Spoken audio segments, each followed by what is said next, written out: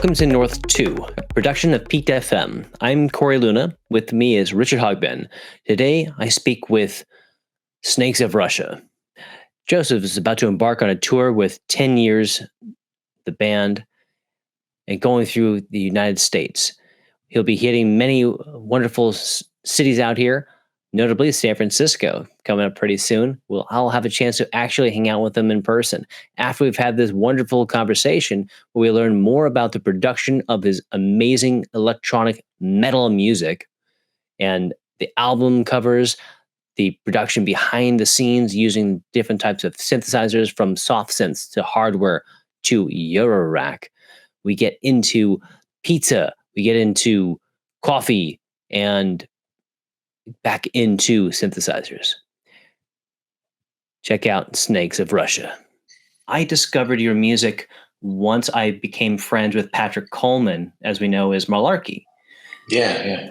And so I was looking at, and when he started producing, getting his music on error grids, that's when I started looking into the other artists that were on that record label. And of course, you're on that label. And so I started listening to your music, and I was like, what is this? This is amazing.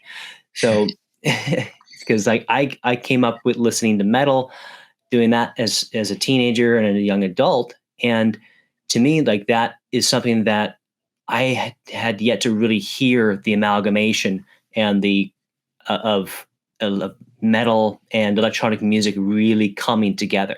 And to me, like, you are the embodiment of that beauty, that of chaos that you create.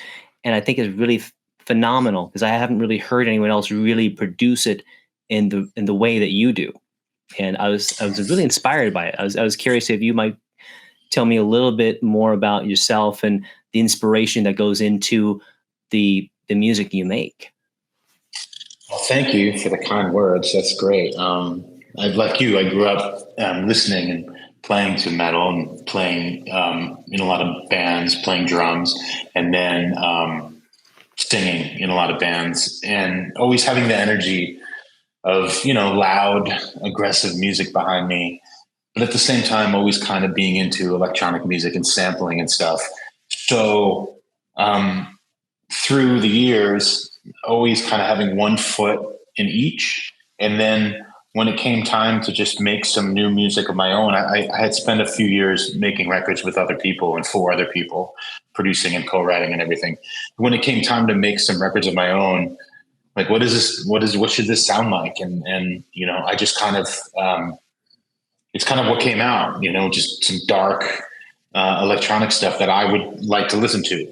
I kind of made those first couple tracks for just me. It started off as kind of like a side project thing, like a very afterthought. But and then I realized, well, people actually kind of maybe dig this, and then I just kind of made more stuff, and then I started playing shows, and the energy at those shows, I was always concerned about coming from being in front of 3 or 4 other people in a full band, how it would translate with this kind of music. But I realized the goal since then has been to just kind of make stuff that has that kind of energy without, relying on the traditional instrumentation of, guitars, bass, drums, and vocals, So it's a little of just trying to just be in that world, because I love so much about that world, and trying to do a new spin on it with the tools that I really enjoy creating with, which are, various synthesizers and samplers and software. Yeah. It's amazing. And what's your favorite DAW? Are there any favorite soft synths that have come up and about on your albums? Yeah, I mean, I'm working in Ableton probably 99.9% of the time these days. I came up on Pro Tools just because I recorded a lot of bands and I mixed a lot of bands' records, but it's mostly Ableton these days. And as far as soft synths, there's 2 that I just always fall to, and those are Serum 2 and Zebra. They have as much of a place on my records as any hardware would. A lot of times it's layering. I'll layer, an instance of Serum 2 with, a hardware synth from the studio. Sometimes I'll compare the two. Sometimes the hardware wins. Sometimes the software wins. So I'm not a purist by any means. I just whatever sounds best, whatever gets it across. So, but those are by far my two favorite soft synths. And then I use a lot of Contact libraries, a lot of sample libraries and stuff like that. So between Contact and then Serum 2 and Zebra, yeah, that's it. And similarly, what hardware synths have inspired you and shown up on the albums over the years? So, my first synthesizer I bought was a Roland SH-101, which I still have, and it's just an absolute classic. So that always kind of finds its way onto everything I do. And then I got a Juno 106, which also I still have. And my dream synth had always been a Moog Model D.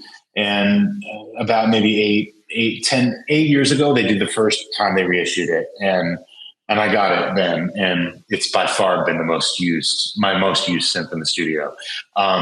So yeah, I mostly that, but most recently I had a friend, permanently, I don't know if it's permanently, if he ever sees this, he'll probably be upset, but, lend me, a Korg, an S20, and I absolutely adore it. It's great. It gets so gnarly. So yeah. So between those two, I'd say the Moog Model D and the S20. Very cool, man. The Roland SH-101 is dear to my heart. That was the first mono synthesizer I ever bought. I've owned it for over 20 years now, and it's sitting over here in my studio. I've got the TR-606 drum machine right back here. Wow, that's great, man. Those are incredible pieces. Yeah, and like syncing those two together you can just lose a day. It's so fun. Yeah, it's great, man. That's awesome. I love that stuff, man. And so in preparation for this, I watched the music video for Omens, which I really like to know a little bit more about that production. And then after that, I was curious to know a little bit more about the documentary True Surrender. Right. Well, Omens is I have a record coming in November. It's a full-length LP. So Omens is the first single from that LP.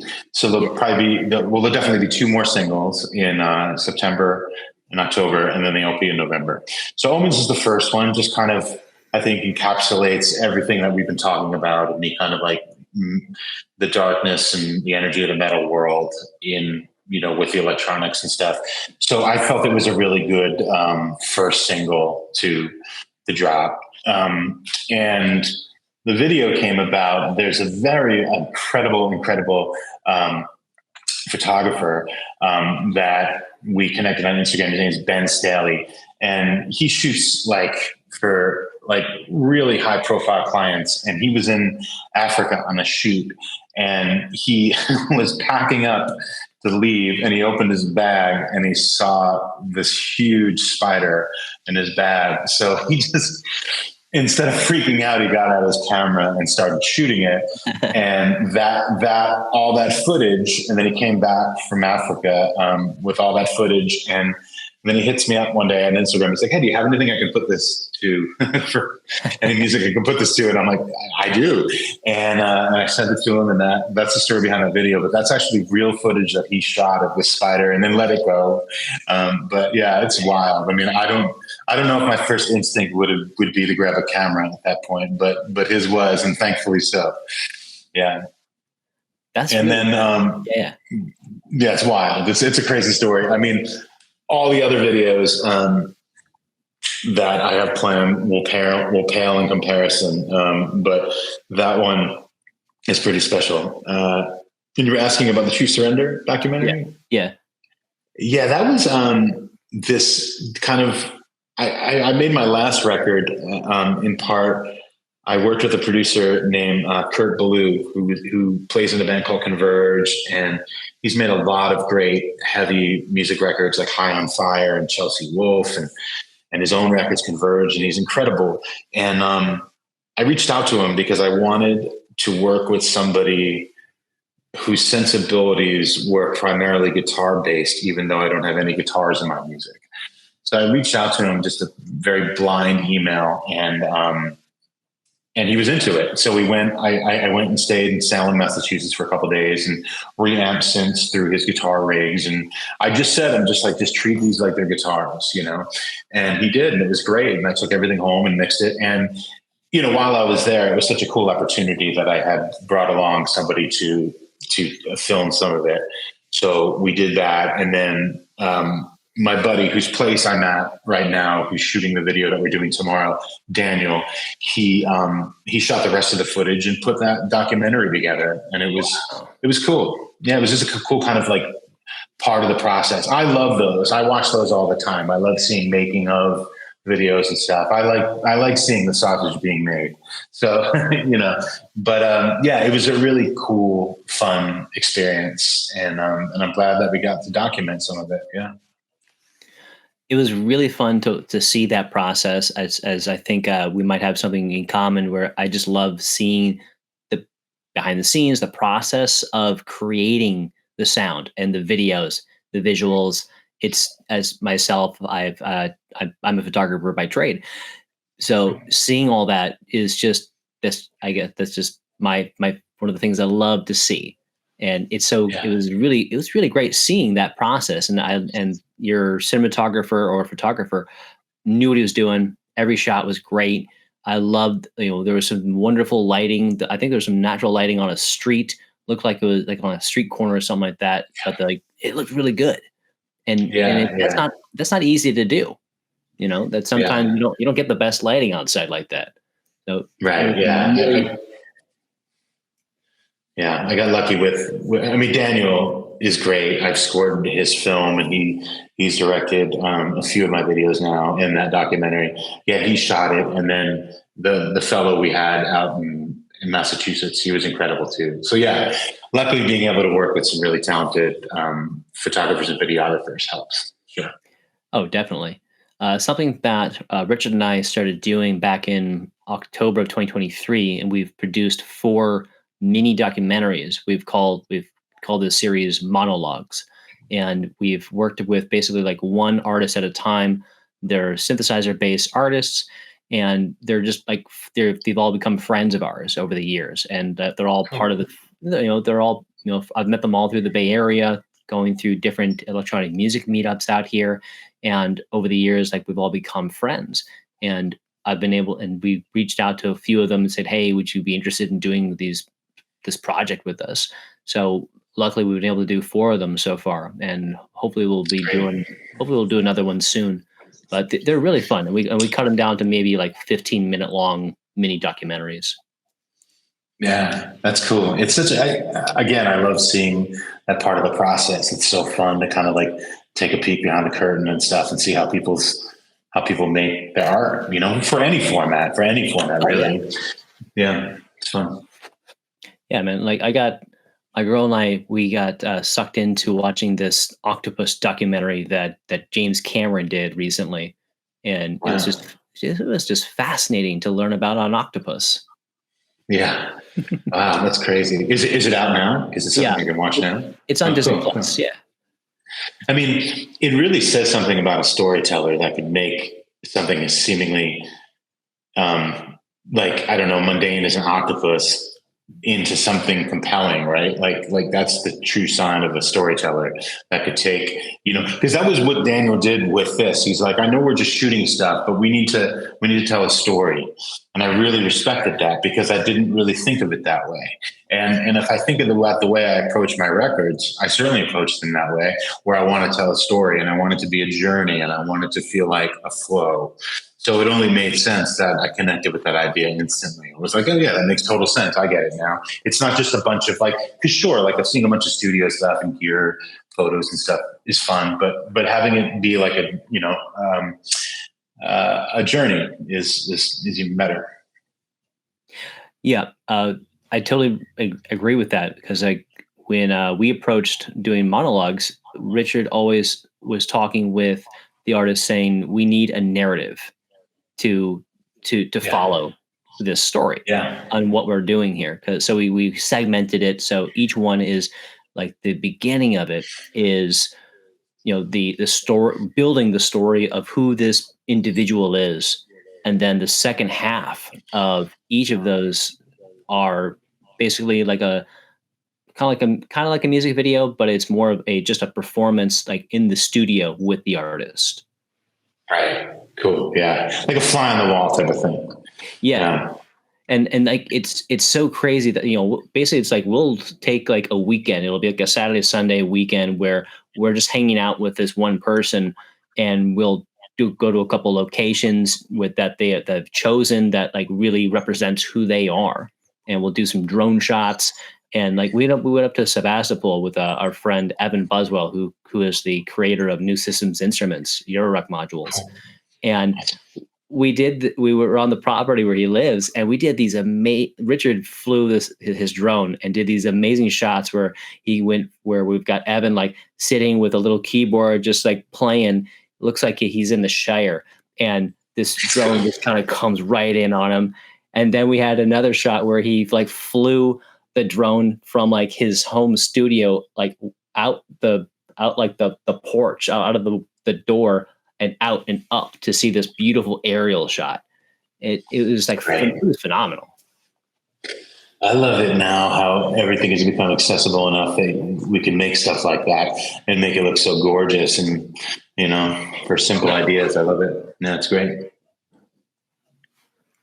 So you've been doing some tours, and you're still going to be doing, so you've got some tour dates coming up. You're coming in through San Francisco, yeah?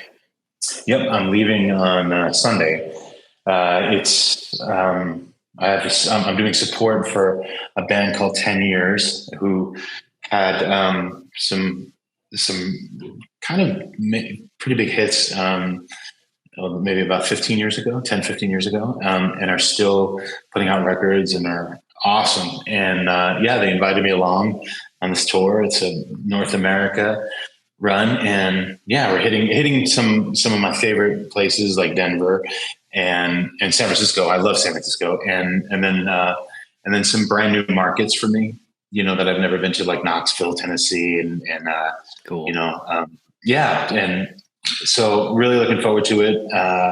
It's begun on Sunday. Yeah, it's a longer one, but I'll be gone like a month, but it's fun. I love it. I mean, I love playing live and connecting with people after the show. And most of the time, playing with a bunch of metal or rock bands, it's kind of like I'm by far the black sheep on the bill. And it's like people are a little bit confused, but they're into it. But, it's so like when people come up after the show to the merch booth, it's like they just don't know, they're just like, well, I don't know what that was, but I know I'm into it.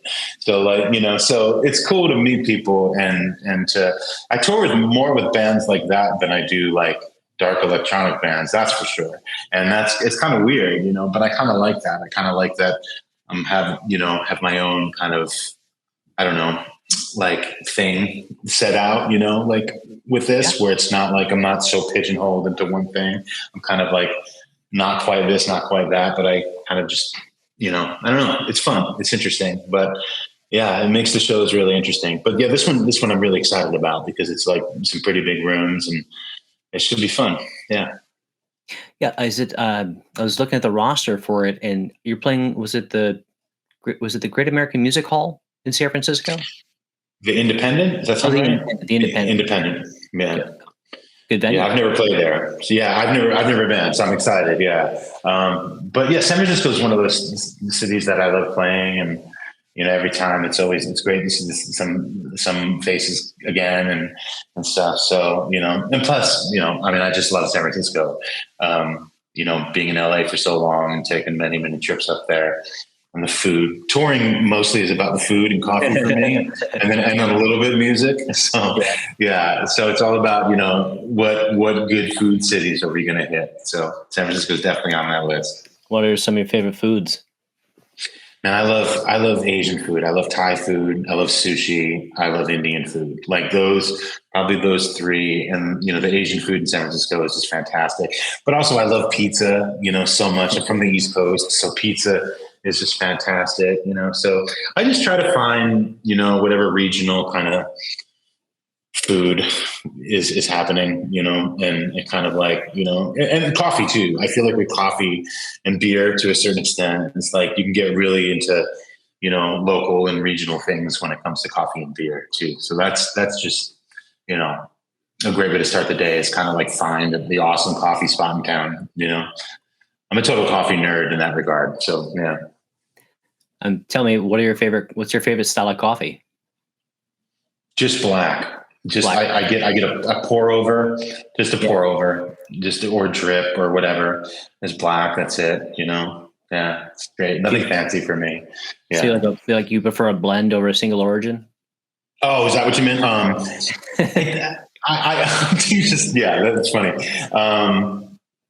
No, I think if there's a single origin, I think I kind of like, I go for the single origin. Yeah.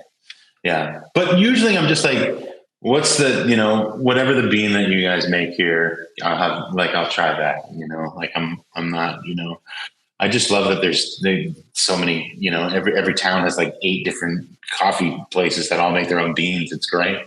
Yeah.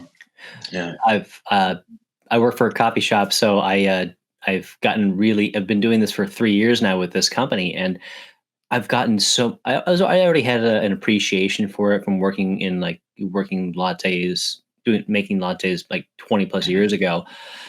But then going back into it, I didn't realize how amazing it was. Like I already knew, I thought I knew what I liked. And then I got exposed to all the different varieties and of single origin coffees, the different styles of roasts and the washes, or the natural process. And all of a sudden I'm realizing, I actually like lighter style coffees. I like single origins a lot now. I didn't realize this before, that I just wasn't exposed enough to the culture of it. It just took me time to really learn what is really out there. So and so now I've learned about myself that I like the fruitier coffees. Something from I love an Ethiopian coffee. Those are so fruity. Those are so nice. Yeah. And then there's there's a Myanmar coffee from Burma. It's a bit more of a acidic coffee, but it has a nice lemongrass note to it, which is really great. Oh wow! Yeah, and then try that. Yeah, yeah, sounds great, man. It's perfect. That sounds great. Yeah, I was recently in London, and there's this. My wife, she's as much as we're into coffee, she's into tea in this way. And I found this crazy tea shop that was awesome, but I guess it's like pretty world renowned. It's called T&G, I believe. And I got this like sampler for her, and we brought it home, and over the last couple of weeks, she's been having it. And it's like, I didn't know tea could get this great. It was just because I'm not really the tea guy. I'm like maybe green tea, maybe every once in a while, but yeah, it's fantastic. I just love the hole that you can fall into with this stuff too. It's great. It's like, it's like, it's great. Synths and coffee, right? Yeah. Yeah. But there's a great in LA, I forget what part, but there's this really cool gaming place, like Dungeons and Dragons place. You can rent rooms, and they sell tea, and they sell tea there too. Some friends of mine, my girl and I were out there back last year, and it took us to this amazing spot. For the life of me, I cannot remember the name of the place, but it's basically like D&D tables, it's like a warehouse space full of D&D tables, and there's different. Every single room has a different theme to it. So they've got they hire artists to paint the walls, and at the front desk they have a variety of tea. And so, of course, we picked up some tea. I like Earl Grey myself, and it was just a wonderful place. To me, growing up playing D&D, as a 12-year-old kid, and still appreciating it, even though I'm not really actively playing it. I admire everybody who is still playing Dungeons and Dragons. It's so cool. It's such a cool game, and like anyone who's a writer, I should hope they're playing Dungeons and Dragons, because that helps you develop those characters. Right. It was such a cool experience. I was so happy. That's a trip. I'm so happy to see that D&D has flourished it has a mainstream audience now. It's so cool. Yeah. It's wild. I would never have thought that in high school when I was playing D&D, like that there would be like, you know, I still have friends that have never just stopped playing. Like they just continued to play. Yeah. And still do. Yeah. That's wild. That's cool. It's fun. Yeah. What was your kind of go-to character to play? I was always, what was it, the cleric for some reason? I was always the cleric. Yeah. I didn't play for very long. It was only like a couple, to be honest with you, it was like the first couple of years of high school, right up until the point that my first friend got his driver's license. And then it was like D&D or literally anything else. And so that was, you know, so I wasn't like a huge person, but like I did work in a bookstore at the time. So I had a discount. So, and they sold D&D stuff. So I had just like a crazy amount of the books and modules and stuff like that, just because I got them for so cheap and stuff. So, you know, yeah, but it's fun. I wish I still had them, but you know, I don't, but yeah. I mean, all that stuff was so beautiful too. Like the drawings and everything. And like, there was a while where some of them were like leather bound and stuff too. It was rad, man. Yeah. The 90s will forever be the best decade ever. So, yeah. So, yeah. Second edition D&D was like what we were playing back then. That's it. That's the one. Yeah. Everything, like the art was like, everything was redone and stuff. And yeah, man, it was great. Yeah. It's so cool, man. Like my older brother still plays it, and I got plenty of friends who are still playing it. And I don't know, is it fifth edition or sixth edition now? I haven't kept that up. But it's so, I'm just happy that it's still out there and people are doing it. That's so cool. Yeah. It's great, man. I love it. Yeah. You know, and going back to coffee, something that I realized about a lot of the single origins is they have almost like a black tea quality to them. Yeah. I don't know if you've noticed, like, it's like there's, you know, and that's like the best because there's certain, the way we brew coffee is we use a refractometer to determine the total dissolved solids, the TDS. So, and there's a range of the TDS depending on a single origin and a blend. Blends being a higher TDS because it's supposed to be a darker blend. And the lighter roasts, those single origins being like, you know, 1.23, 1.33, you get these beautiful notes that are, you know, the body of it, instead of it being heavy like a blend, you get this lighter black tea quality out of it that allows the real flavors to really come to fruition. Like, and I've discovered that drinking, like specifically really drinking a pour of a coffee is like drinking a wine. You have these taste notes, like you get these, you get these variety of flavors, even though it's still a single origin bean. You're tasting peach, stone fruit, and sometimes you get berry notes, and you get dark chocolate or toffee from these coffees. Yeah. And it just opened my eye on the beauty that coffee has become. Yeah, it's great. I need to pay more attention to that, I think, after this conversation about, well, I usually just, you know, I kind of default to single origin, but now I should really kind of pay more attention to that, because that is a really good point. Yeah. It's it's kind of become like a ritual of like, the way that you brew your coffee at home, or the way that you prefer to get it at a coffee shop. Mm-hmm. Yeah. Right. Yeah, I mean that's also good coffee ritual. The coffee itself, the brand, the bean. Yeah. Man. Did they have any cafes out in LA? Ritual? I don't know. I mean, I think the last time I had it was up in like St. Helena, up in that market, up in St. Helena. I've had it there. I don't think there's any here in LA. Okay. No, I could be wrong. There totally could be, you know, but I don't think so. I mean, the only time I've ever had it, because it's a San Francisco thing mostly, right? It is. Yeah. So I don't know. Yeah. So we have a place called Go Get 'Em Tiger that I think is like, really good coffee. I like their coffee. Yeah. So I haven't heard of them. Yeah, it's good. It's like a small. I don't know if they use their own beans or they use, but yeah, it's just good. Like I'm just, yeah, I should pay more attention to what it is that but I'm gonna now after this conversation. I'm gonna search for all the notes of, you know, whatever. Yeah, I just had some really good pizza, so I'm just kind of, I'm focused. It's where my brain is right now. About it had some really good honey on it. Honey on pizza is like my new favorite thing ever. So yeah.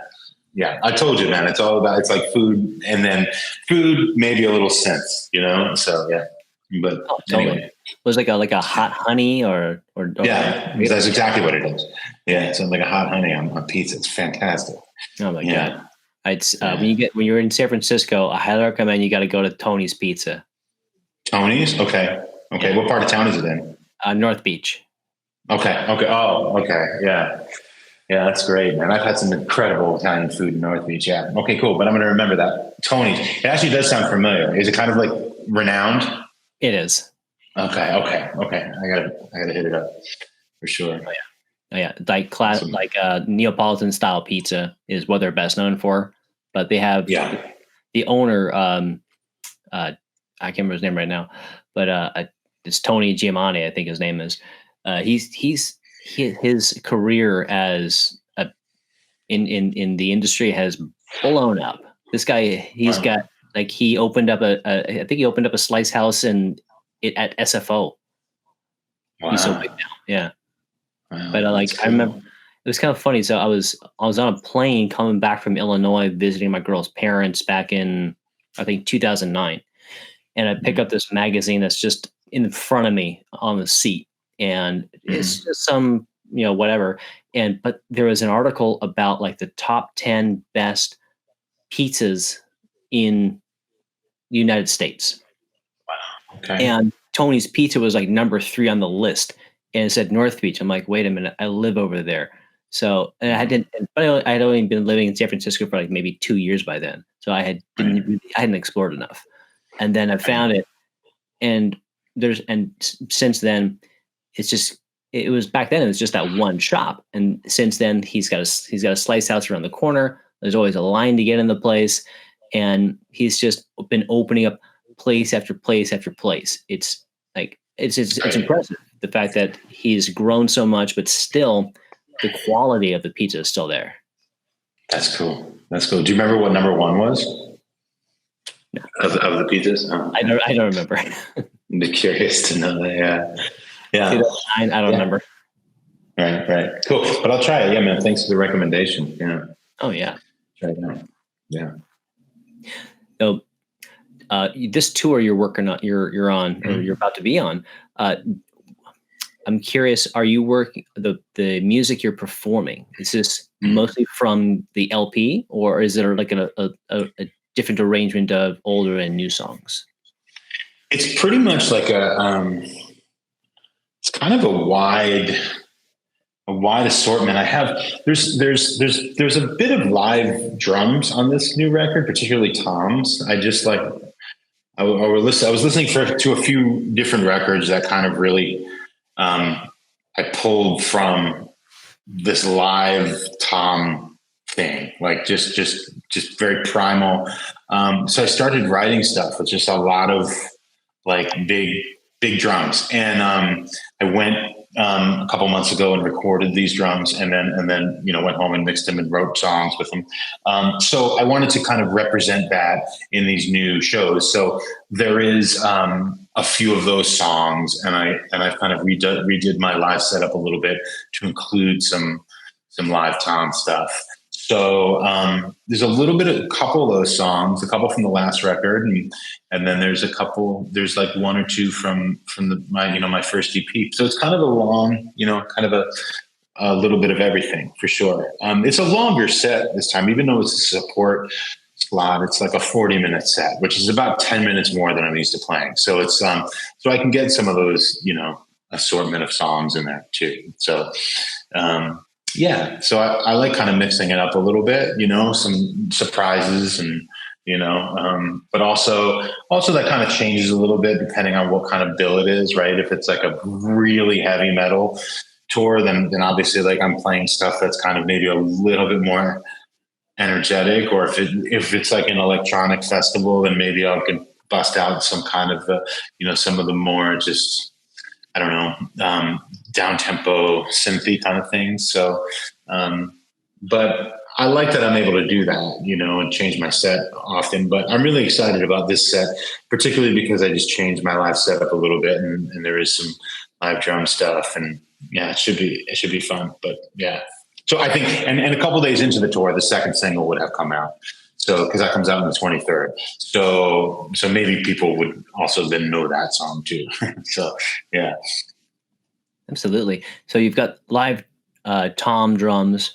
And what synthesizers are coming with you on the tour? Yeah, so I have a modular case in front of me.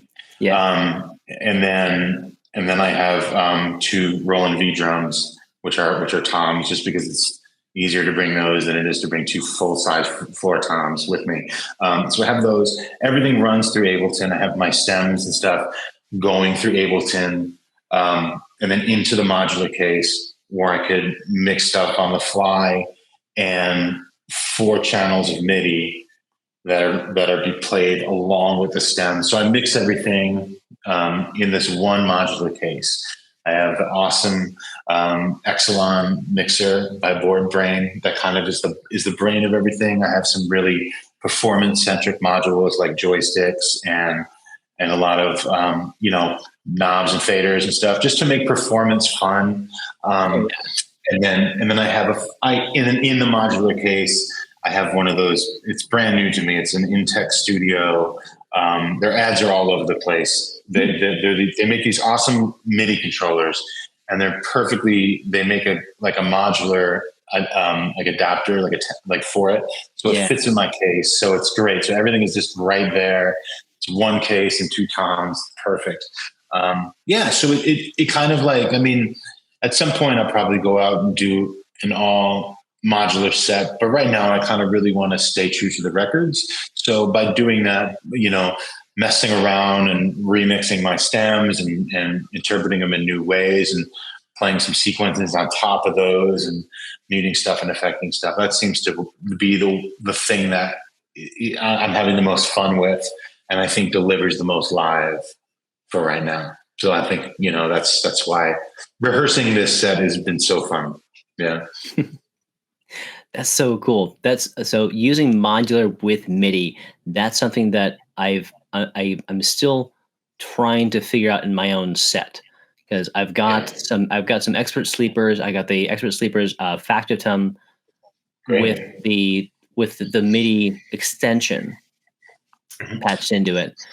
And it's never been like, I don't know, I still need to play with it, because I'm thinking about maybe I should switch gears and go with like busy circuits, ALM busy circuits, because you can get, I've been using Pamela's Pro Workout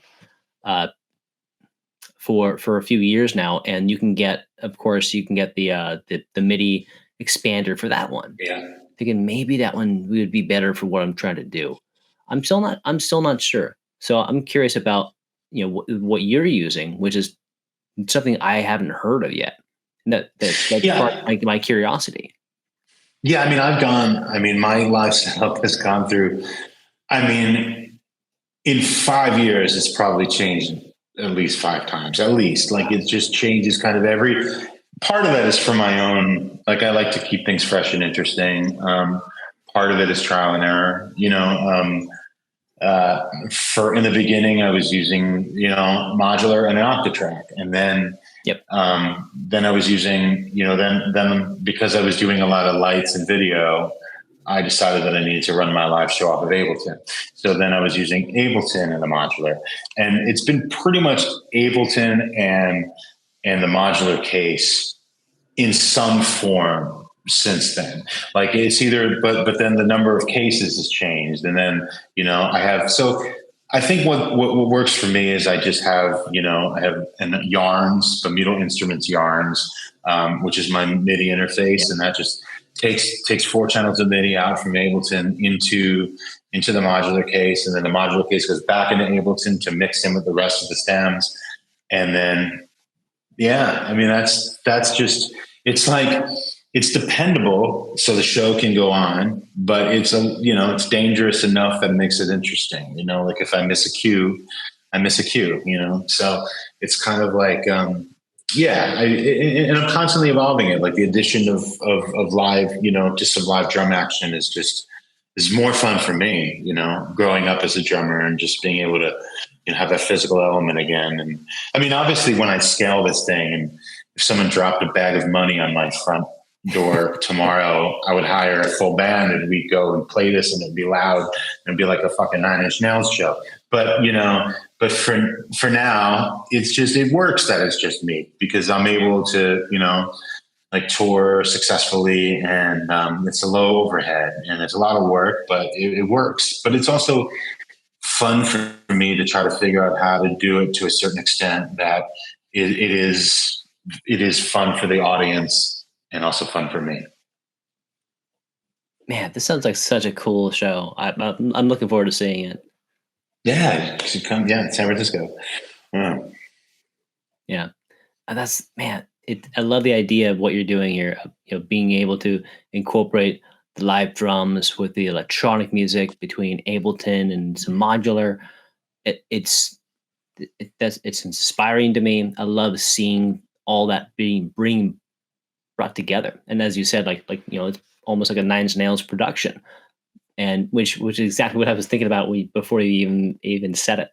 So it's resonating so much with me right now.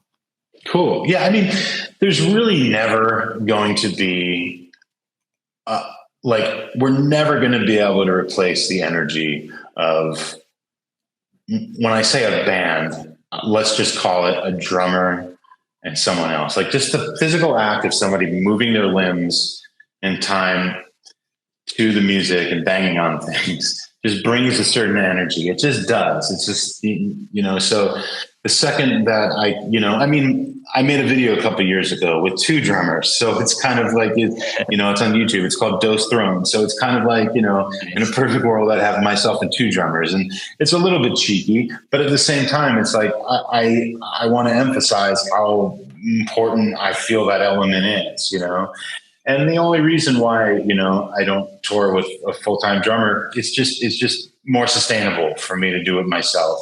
But the second that I have a chance to, that would be the first person that I add. I mean, I can't really see adding anything else, like I sell my own merch on tour. I do all of that. I couldn't see adding anything else but a drummer first. And then, so someday it'll happen. Yeah. When it's right, Oh, absolutely. Yeah, eventually, I think it will eventually happen, because you'll have that necessity, and it will organically happen. Yeah, for sure. Man, this tour sounds so cool. It's gonna be fun. It should be fun. Yeah. Is it just you and the headliner? Yeah, I'm direct support. There's 3 bands.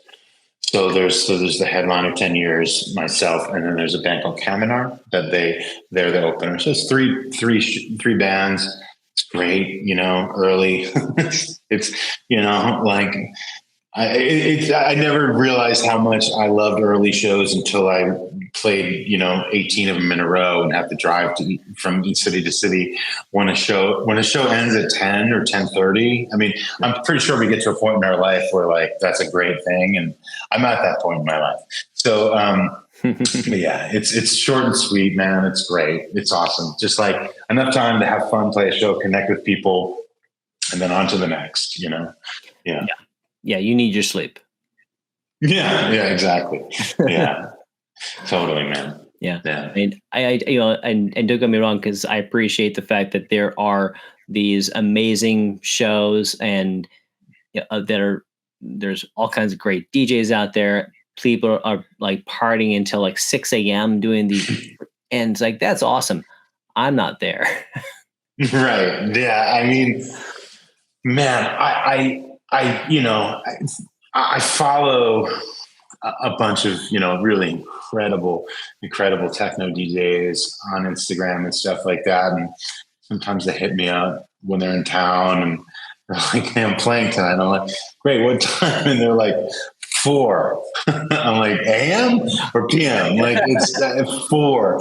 Like, I mean, 10 years ago, I would have been looking for a party, but it would, it's always funny. So I'm kind of thankful that the early shows exist and I'm part of them for sure, because I couldn't imagine. I mean, I can't imagine, mad respect to techno DJs for, starting their set at 4, and then on top of that, playing for 2 hours. Like, I just don't, man, I don't know, but I admire that lifestyle. I think it's great to have that kind of energy. It's just not me, That's a lot. The older you get, the harder it is. I don't know how some people can still do it.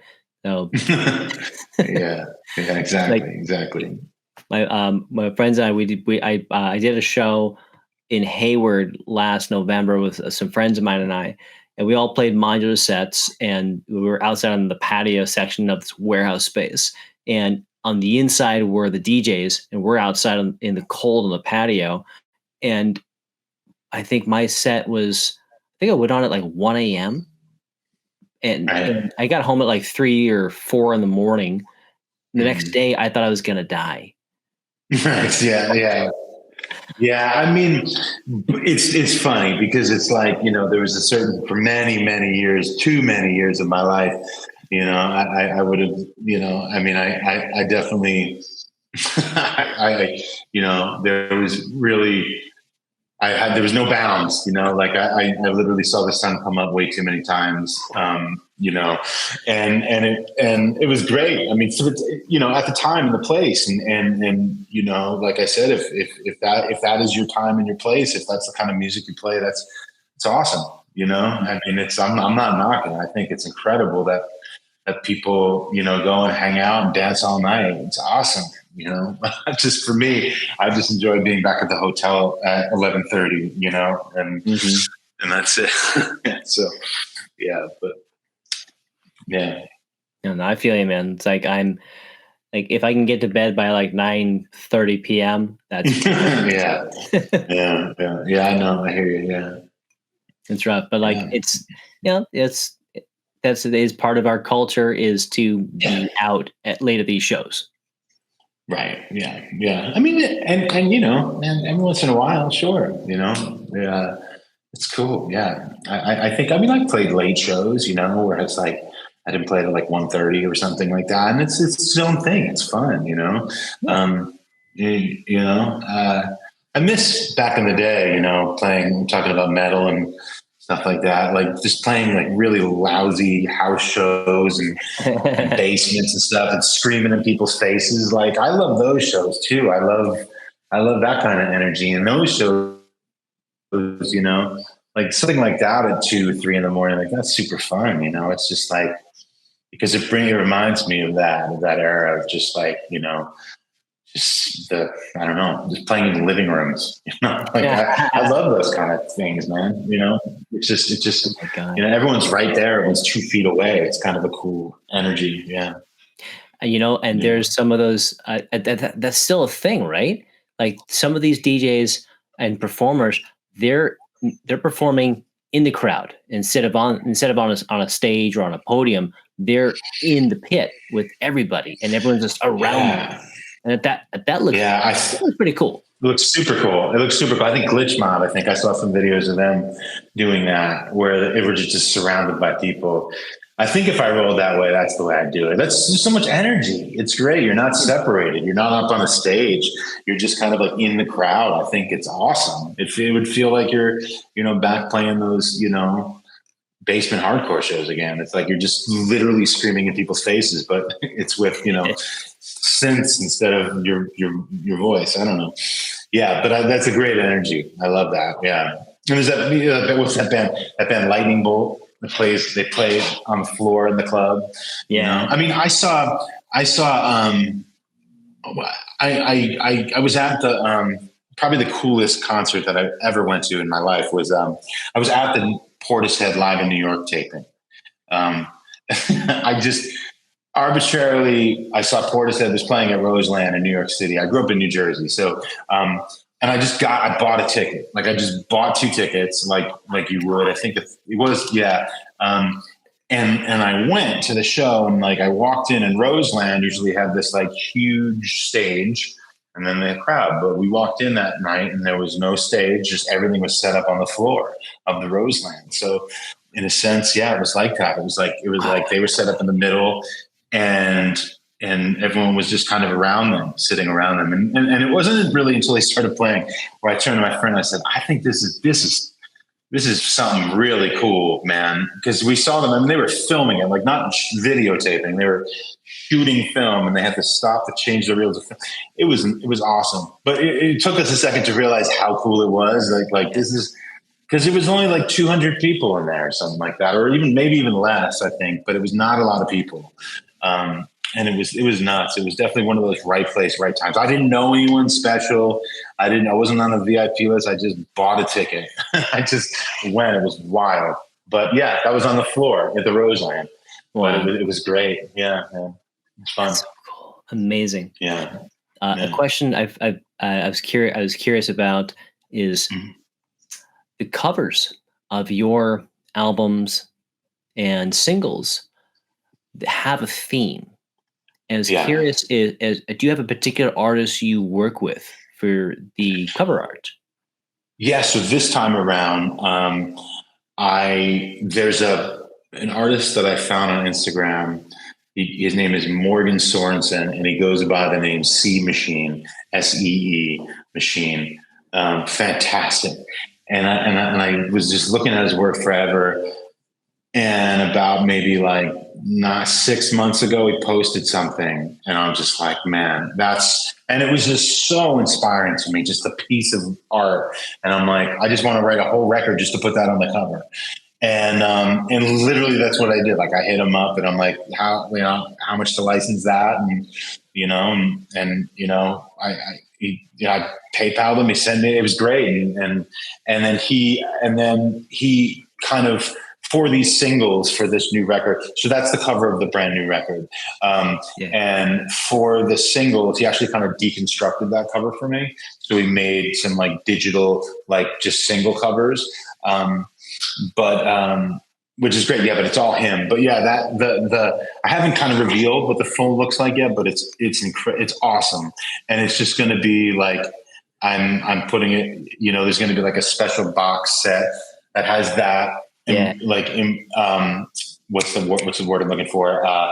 Embossed on the lid. It's great. Like I'm running with the design because it's just so awesome. It's been my screensaver since the day I saw it. Like it really, quite literally, like I don't know. I guess I work like that. Like it was like I completely visually stimulated by stuff like that. Like I had these songs that kind of sounded like a record, but as soon as I saw that picture, that his illustration, and I put that on my desktop. I was like, okay, that's the cover.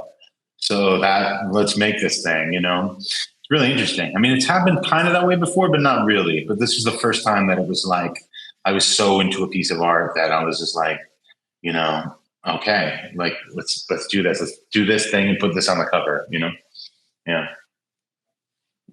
That's so cool. Wow. And that makes a lot of sense to me. Being a visual artist and visual person myself, that resonates so much. And I can see it too, just from seeing the work you have and seeing the style, and there's definitely a theme to it. Like it's got this ritualistic, like dark, tall figures with robes everywhere, and I see it, and that makes a lot of sense to me. I love it. Yeah, it's important. Thank you. Yeah, it's important that there be some visual identity connected to it or something, because I definitely think about that when I write it. Like, it's definitely like, I'm like, what does this look like? What is, so it's intentional. Yeah. Good. I'm glad to hear it comes across. Yeah. It definitely does. Absolutely, man. I'm sure everybody sees it that listens to Snakes of Russia. Yeah. Yeah, Very cool. I mean, yeah, it's fun. I mean, doing a bit of, writing for picture and stuff and scoring over the last couple of years has been really fun because it's kind of like getting to expand on that whole idea, Yeah. So I love it. Joseph, thank you so much for taking the time to chat with me today. I really appreciate it. Yeah. Yeah, man, it's a blast. It's fun. I got a lot of single origin coffees to taste now. Yeah. I must admit, since working for this coffee company, I have really nerded out on the varieties out there and really appreciated what what coffee is to offer. It's pretty amazing. So when we get a chance, when you and I get a chance to actually hang out, I'm probably going to pass off a couple of bags of beans to you. I would love that, man. That'd be awesome, man. Hopefully the San Francisco show. Yeah, that'd be fun. Yes. Yeah, most definitely, man. Awesome. Well, thanks for having me, man. It was a blast. Absolutely, man. Yeah, I'm looking forward to seeing you in person. I'm looking forward to seeing your show. I love listening to your music, and I'm excited to see this live. This sounds so cool. Yeah, should be fun. Yeah. Joseph, awesome. Thank you again, man. This was so cool. Yeah, you got it, man. See you soon. Bye-bye.